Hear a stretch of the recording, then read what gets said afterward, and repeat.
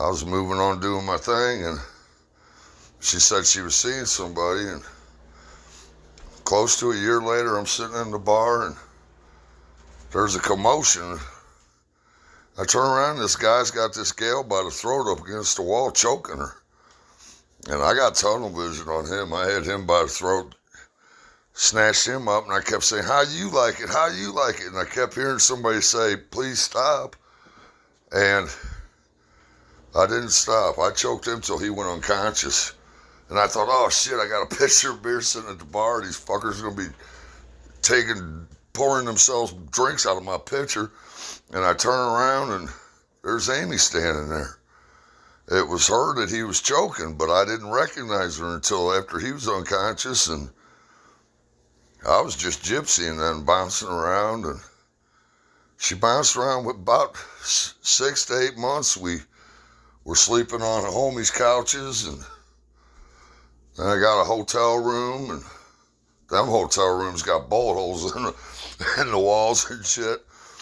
And then we got an apartment, and then a trailer, and we just paid this house off. But if the good Lord gives me another year, I will have 30 years with that woman.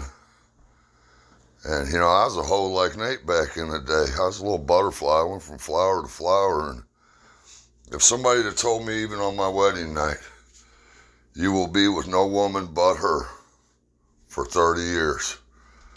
And after those years, you will love her more than you do right now, I would have laughed at him. But that's what happened. And I'll say it till the day I die, God softened my heart in prison. And in his infinite wisdom, he sent the most unselfish, loving woman I've ever met in my life to teach me how to love again, because I had forgotten. And that's exactly what happened. And that's my story, and I'm sticking to it. I'm watching documentaries. Oh, we got COVID. We didn't get the shot, but 1960. We got COVID one time. Me, her, and Nate. Nate probably brought it home from the bar. But we got it one time and ain't had it since. But I did videos for my kids because with emphysema and everything else, I thought I'm done. No star bleeding. Amy said it could be. But yeah, it was pretty bad. It knocked me on my ass. That's why human beings don't need to be creating viruses to kill people. I'm gonna watch this documentary. COVID day.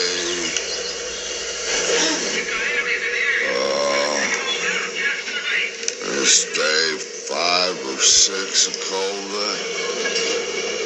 There's Nate Dogg. He feels like shit too. There's Amy. She's doing better than us. She's tougher than us, making us look like bitches. And that's true, man. I hate to admit it, but any man who don't admit it's lying. Whenever I get sick, I want my mommy and some chicken noodle soup, man. And Amy's running around taking care of everybody else when she's sick. When it comes to I could take bullets and stab wounds, I have, but when it comes to being sick, man, women are tougher than men are. That's just a fact. It's like it just surges back up again.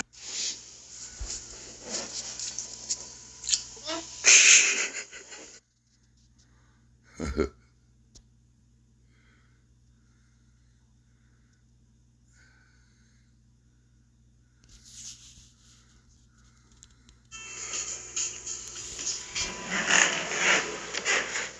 have to have a talk with Nate about falling asleep with cigarettes, Amy. How you doing? Okay, you go see.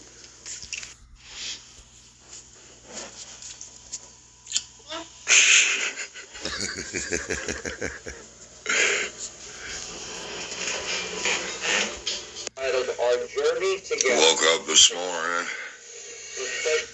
Still feeling a little rough, but hey, everybody. I figured this be quicker than me doing a speech to text nobody can decipher. I didn't catch that. Alexa, open song quiz. You don't have to do that. How many people want to play song quiz? 2. You can say 1 to 4. 2. Choose a pop music decade. You can say for 10 points. Happy's barbecue place. Yeah, they get it for us So at work good. too, yeah. Oh, And it's like pulled pork and stuff like that. Like roast beef. Yeah. My work did the Christmas party. It was pretty I similar. wish my parents would have named me after a cool sword. Yeah. They could have really called good. me bastard, and I would have been alright with the bastard sword. But they didn't. I'm a dog with a hair lip. Mark. Happy's barbecue.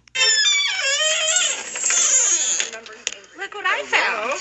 My boy, Merry Christmas, I boy. miss my kids so much. Mochi, look at that. You know, I used to say, God, I can't wait till they grow up and move out. I'm going to run around the house naked. And I'll tell you what, at almost 60 years old, running around the house naked ain't all it's cracked up to be. It ain't pleasant for me, and it ain't pleasant for nobody else.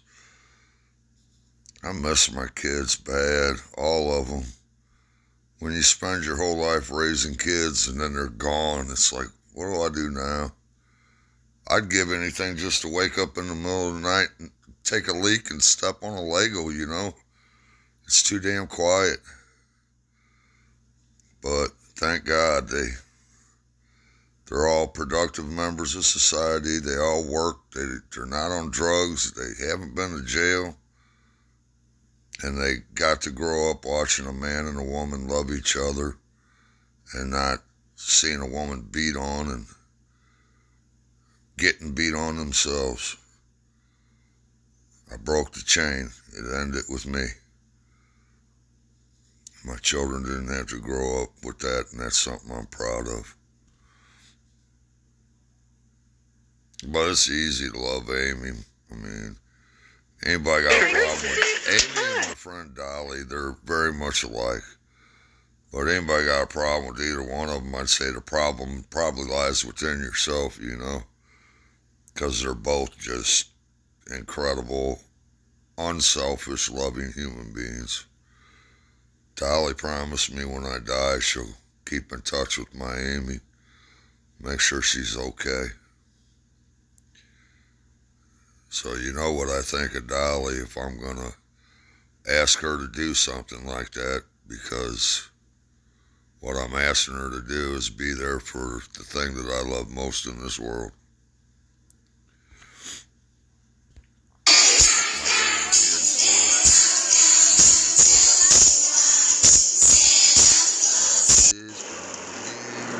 Got my new Harden Tensions hoodie.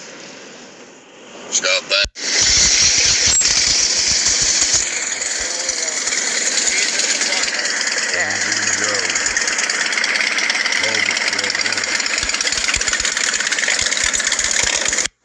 There's my Amy. Oh, that's pretty great. I've been restoring it. She's so pretty. What's up, Louie? They're playing your song, brother. Listen.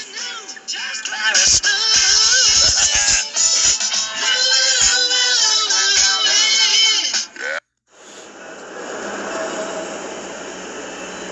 Out here getting a cigarette. Got the car going too. Get all the ice and stuff off of the windshield. Just a little bit. Muy frio. Mother trucker. You mother trucker. It was snowing so hard it looked like Star Trek warp speed. Yeah, it looked like Star Trek warp speed. Fire full-time torpedoes. God damn it, Amy. I'm a convict, not a priest. On the way up there, we were having just this wonderful conversation. And out of nowhere, my phone says, I'm sorry, I didn't understand what you were saying. I'm like, I ain't even talking to you. What are you doing dipping into my car? And I got pissed. I get in fights with electronics all the time. I started rolling down the window. The phone was going to have an accident like my previous phones. I had one, it threw itself like 4 blocks. But I'm rolling down the window to throw this damn phone out the window because it's dipping in my conversations. And Amy goes, she's laughing so hard that I'm like, what are you doing? Why are you laughing? And she goes, because you're arguing with your phone. I said, well, this phone pisses me off. But she talked me off the ledge and saved the phone's life. She said, I need it in case there's an emergency. Up in South Dakota, it be snowing. We're only rolling out at 80 miles per hour, though. Almost there. How much longer we got, babe? 26 miles till we get off the highway. Look at that. Up in South Dakota, it be snowing. We're only rolling. Look at that.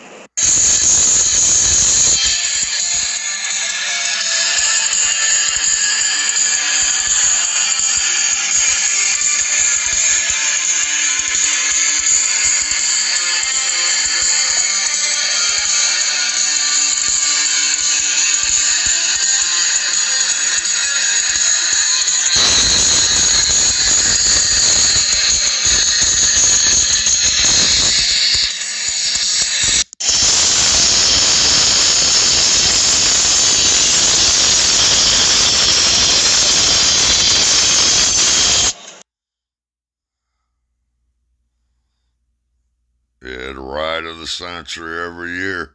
The cops, they're like, we're gonna shut them down. You got 1,000 bikes going every direction. It's like cat herding. Good luck with that. Dude's doing ride of the century. They all come. Everybody out there doing wheelies down the highway. It's Mike Colombo, who is at Lambert when the remains of Lambert. Just want to let everybody know I got those teeth cut out today. It's been 4 hours solid. I'm a recovering Novocaine, and it's opiate addict, and the thing I was worried about is the pain. They're trying to get every time I go into the dentist, he's like, "You're gonna need some pain medication." No, I don't want no pain medication. He kept saying, "You want me to stop?" No, get them fucking things out. Yeah, he kept going, "You need to take a break?" I was like, "No, get the damn teeth out of my mouth." And then he always tries to give me pain pills, and I'm like, "I don't want any of those pills." He goes, "Well, you're gonna be in a lot of pain." I said, "It ain't gonna hurt worse than heroin withdrawals, dude. Keep them pills. Give them to somebody else. I don't want them." I mean, sometimes I do, but I painted myself in a corner. Amy come over for lunch. She goes, "I love you." I said, "I love you too." We met for lunch like we do every day.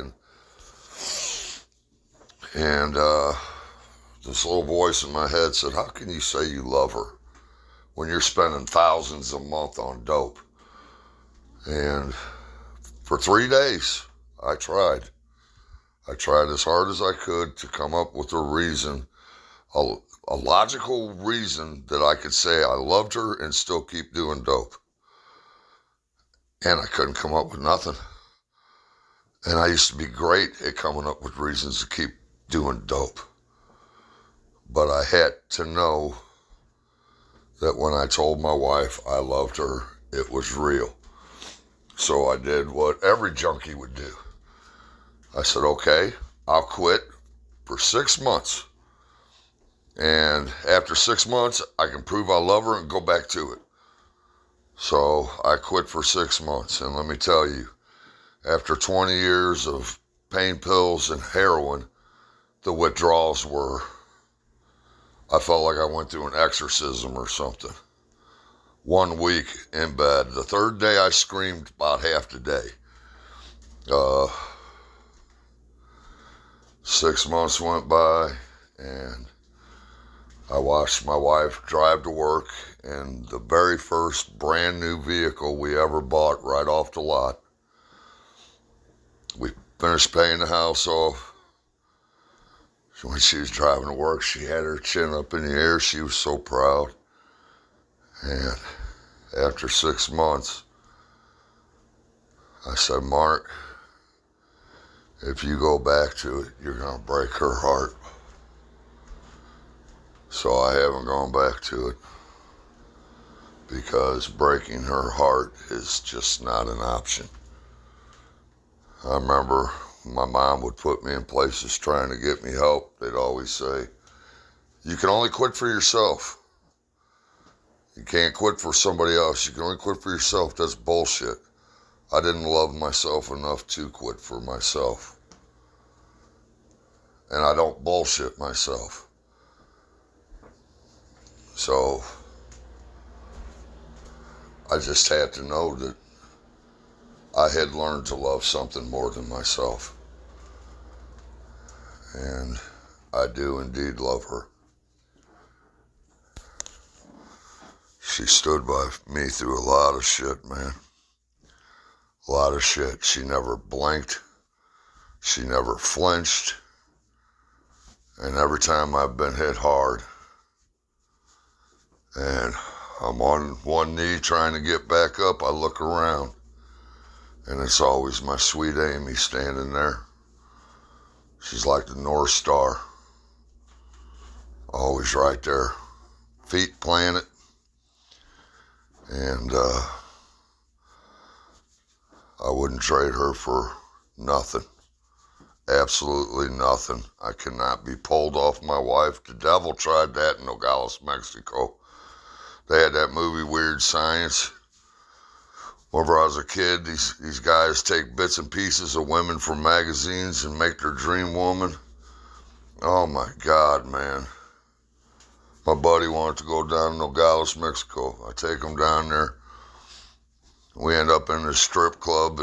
They're prostitutes too. He goes back in the room, and this gal, when she was walking at me, she made direct eye contact with me, and I said, oh no. Just, if I could have took magazines and made, that would have been her. She was so beautiful, I was thinking, what is she doing working in here? But she sat on my lap, and she said, what do you want? And I said, I'm married. And she said, well, you still got a dick, don't you? And that pissed me off. I said to her, you know I got a dick, because I know you can feel it poking you in your ass right now. But I ain't going to stick it up in you and take it home and put some nasty funk that I got from you up in my wife. And oh my God. If she had a straight razor, she'd have cut me with razor blades and lemon juice. She rapid fire cussed me out in Spanish, just... And the manager, he spoke English like he lived in America. He said, you need to shut the fuck up and get back to work. And she got back to work. Every time she walked by, she'd look at me like she wanted to take me out. And it's almost like the devil himself put this woman together to try to pull me off of my wife. And I passed that test. What a betrayal that would be. A man penetrates, a woman has to let a man in. What a betrayal that would be after all them years of marriage, to screw a hooker in a border town Mexico strip club and then go home and have sex with my wife. I think not. And that pissed me off. I do the right thing. And I say I'm married, and she, oh, you still got a dick, don't you? Bitch, my dick's rock hard. You know I got a dick. I know you can feel it poking you in your butt.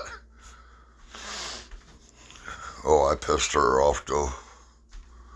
But, yeah. And then if I would have screwed her, she'd be like, all men are dogs, you know. I would never betray my wife like that. That would be just an incredible betrayal. And it would hurt her badly.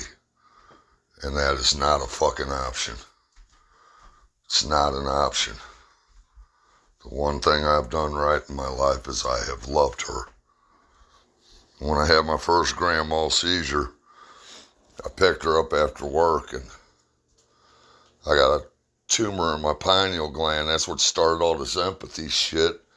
My neurologist, I thought I was losing my mind. He goes, you might be an empath. I said, that's mumbo jumbo bullshit. He said, no, it's not. He said, usually it's women, though. It's something with that pineal gland where that tumor was, or is. It's not growing fast, but it's there. Because right before they discovered that's when all that shit started happening, feeling shit coming off of people, and yeah. But, yeah, I ain't be a cold day in hell for her. That's the one thing I've done right in my life. When I had that first grand mal seizure, I picked her up from work, and I felt like I got too much sun, but it wasn't that hot out. She got in my pickup, and thank God I was cutting through this neighborhood, so I didn't have to hop out on Page, and I drove about half a mile that I don't remember driving, and I went into a grand mal seizure. Well, Amy is certified CPR. She tried. I wake up and I hear sirens, and my feet are running in the truck like I'm trying to run. I think subconsciously the sirens might have pulled me back. I looked at her and I said, I have never cheated on you. Never put my hands on you. I have loved you and cherished you. Why did you call the cops on me? And she said, Mark, I gave you CPR. I couldn't bring you back. Your lips were blue. I called 911. And I said, that is the cops. And they took me in the ambulance, and the guy goes, what's your name? And I'm thinking, this dude thinks I don't know my name. And I said my first name. For the life of me, I could not remember my last name. I did not know where I lived. And he says, who's the president of the United States? I said, Jimmy Carter. And the other one goes, oh my God, Jimmy Carter. I said, that's what I said, motherfucker. And then they gave me something to calm me down in my IV that they had put in me. Yeah. It was very confusing. But I knew exactly who she was. Didn't know my last name, didn't know where I lived. I thought Jimmy Carter was president, but I knew who she was. And I'm here to tell you, when I came to, I heard sirens, and the sound I heard coming out of my wife, I don't ever want to hear it again. It was, I've seen mothers throwing themselves on coffins. And this is the most sorrowful sound I have ever heard in my life. It wasn't even like crying. It's like wailing, like her soul was wailing. I don't ever want to hear that again. It's just it's the saddest sound I've ever heard. She said, I called 911. I said, that is the cops. But, yeah, that's why I quit going to the doctor, because with this emphysema, I've seen a couple people die with emphysema. It was very slow, it was very ugly, and it was very expensive. And I wasn't wanting her to go through that. I thought, if she can't handle me having a grand mal seizure, what's she going to do watching me suffocate to death? And I quit going to the doctor. Well, then my right leg swelled up real bad, and it was like fluids were coming out of it. It was weeping. And I hurt on my inner thigh. And I know from charts, whenever I went to prison, I was security and enforcer, there's major vein runs right down there. Feeds all the blood down into your legs. And it hurt there. My buddy Johnny was over. He goes, dude, what the fuck is going on with your leg? You need to get into the doctor. I said, it's a blood clot. He said, well, you need to get into the doctor. I said, no, I don't. I'm going to let that blood clot bust loose. It's going to hit the heart, and I'm going to be gone. And my wife is not going to have to watch me suffer. I'm not going to put her through that. And it busted loose all right. I went in the bathroom and take a leak and could not catch any air at all. And I just wanted to make it into the living room because me and her can look each other in the eyes and communicate. I wanted to let her know I loved her. And I didn't think I could make it to the living room. As soon as I knelt down in front of her and looked her in the eyes, 911, man. She hit 911 quickly. And they get me down to the hospital. And one lady, I don't know if she's a nurse, doctor, what. It's a PE. Boom, they're taking me to emergency surgery. And, yeah, they wheeled me in there, and the guy said, we've got about an hour, and he's going to go into cardiac arrest. His heart is working overtime trying to keep him alive. And they were shoving this thing up my inner thigh all the way up into my lungs, trying to get this. I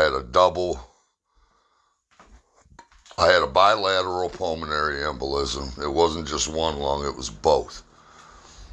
And I crashed out 2 times. I was in between worlds there. In the hospital room, when I crashed out in there was 2 people standing in that room and nobody else could see them. And all I could think about was how much I was going to miss my wife. And then after surgery was over, every time he pulled that damn thing out, he'd say, the nurse said, did you get any? He'd say, no. And I know he said about an hour, and I got the Jeopardy, do, going in my head. And then at some point he said, I'm going to try one more time, and then we're going to have to quit. And I'm like, whoa, time out from the game. We're going to have to quit. I got this mask on my face, and I'm trying to ask, did you get anything? And finally she understood what I was saying. And she said, yeah, we got 20% of it out. We think that's enough you're going to live. There was a guy, 30-something years old, had the exact same thing as me that came in the next day and died. But when she came in, when they brought me out of surgery, she was just sobbing. And I said, what is wrong with you? She said, Mark, you almost died. And I said, what do you think the plan was? And she says, I don't want you to die. My intentions were good. I didn't want her to have to hurt watching me die like I'm gonna die. But where I messed up, big time, is I did not ask her how she felt about that. And that was wrong of me. So now I go to doctors, I take my blood thinners for the rest of my life. They were telling me I couldn't ride my bike because if I would go down on the blood thinners, it would be very bad. And she told them if she would have said I had to quit riding, I would have for her. But she told them, she said, there's no way he's going to quit riding. That's what he loves to do. You're not taking that away from him. But, yeah, so now I go to doctors, and I damaged my heart because I didn't go in. My heart got damaged. It was working so damn hard to keep me alive.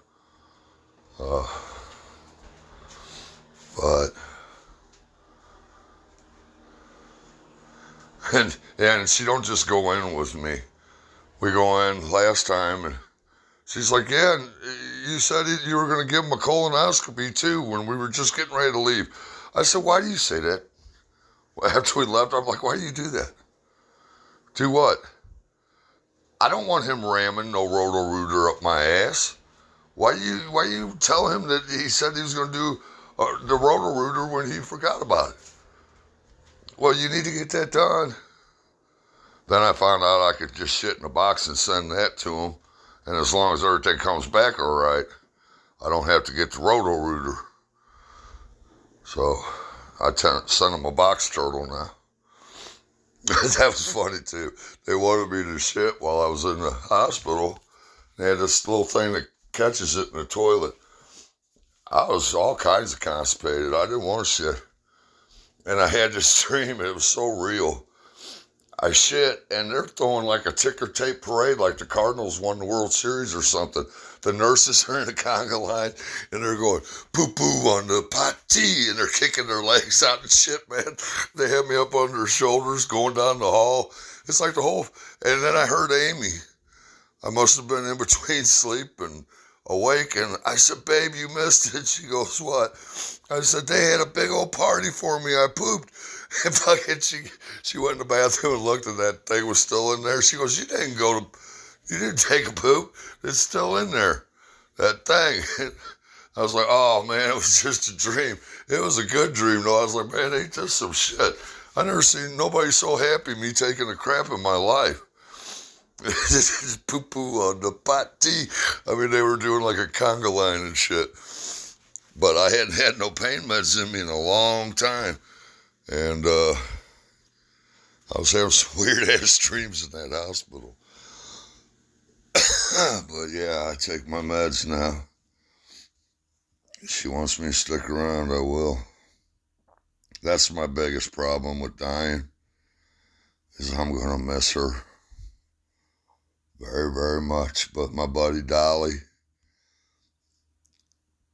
and my little sister down in Mexico City, Audrey, they promised me that they will keep in touch with her and make sure my Amy is okay. I want her to be happy. I want her to live a long, long life. And when she dies, I want her to die with our kids and our grandkids around her. Because God knows she deserves it. I ain't going to be able to get through all these things tonight, though. I was feeling pretty run down, but that's what we went to the race's edge.